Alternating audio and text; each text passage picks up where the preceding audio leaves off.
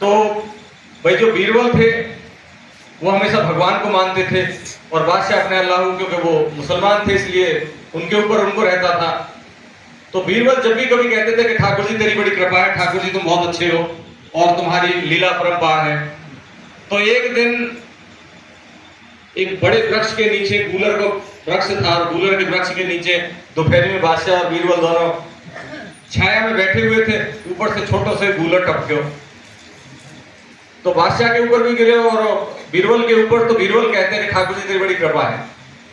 इतने में बादशाह हंसने लगा, रहे क्या बीरबल तुम भी कैसी बेहूदी बात करते हो, क्या कृपा है इसमें, लॉजिक ही नहीं है, कोई तरीका ही नहीं, इतना बड़ा वृक्ष और छोटा सा फल, पता कोई बात है ये।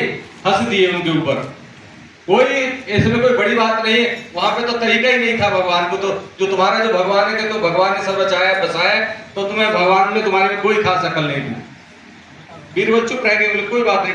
बोले बादशाह समय पे बताऊंगा जवाब, हमेशा कभी गर्मी में नहीं देना चाहिए। उन्होंने ये बोल दिया कि बादशाह कभी भी जवाब गर्मी में नहीं देना चाहिए। तो उन्होंने बादशाह समझ गए मतलब गर्मी का मतलब वो मौसम की गर्मी।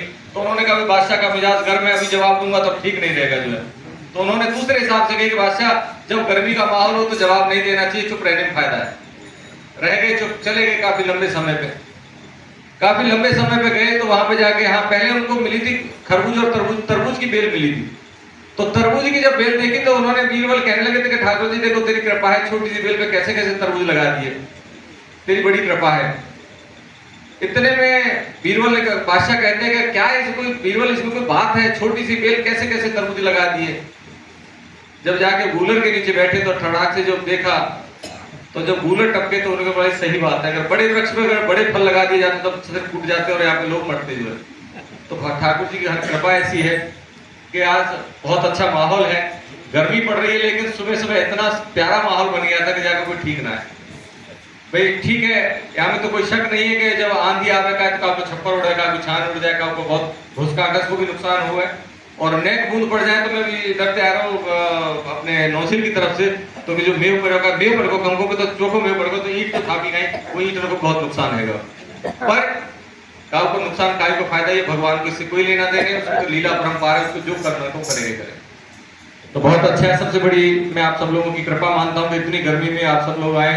मैं बहुत हृदय से आप सभी का धन्यवाद करता हूँ और आशा भी यही करता हूँ कि आगे भी मेरे ऊपर ऐसी आप कृपा बनाए रखेंगे। और ये आप लोगों की वजह से सत्संग चल रहा है, क्योंकि मेरा मनोबल दिन प्रतिदिन बढ़ता है।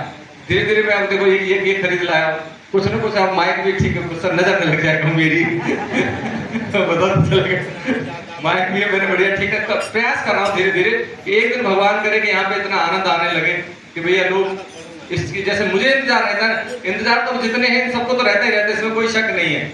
और मेरे हृदय की तो मैं ही जानूं कि मैं कितना ये 29 तारीख के लिए कितना ये रहता उत्साह रहता है कि वो आदमी जानूं। और पूरा उत्साह मतलब सुबह से लेकर ना पाम में जो कहते हैं बिल्कुल चाहे कैसे खूब लंगड़ा मुंह में जीरा चढ़ो भारी पड़े। तो बहुत बढ़िया, हृदय से आपका बहुत बहुत धन्यवाद है। और छोटी सी एक कविता तो क्या है, आप लोगों के हिलाए हुए जैसे छोटे से बसरा हिला